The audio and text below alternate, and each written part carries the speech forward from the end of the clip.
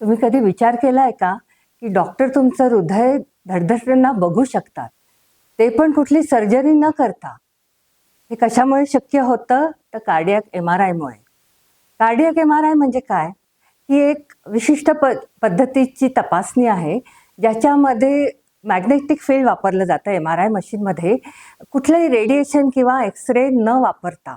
आणि तुमच्या हृदयाचं स्ट्रक्चर, तुमच्या हृदयाचे स्ट्रक्चर, त्याचं फंक्शन, त्यातला रक्तप्रवाह हे तुम्ही सगळं बघू शकता. आता कशासाठी कार्डियक MRI करतात?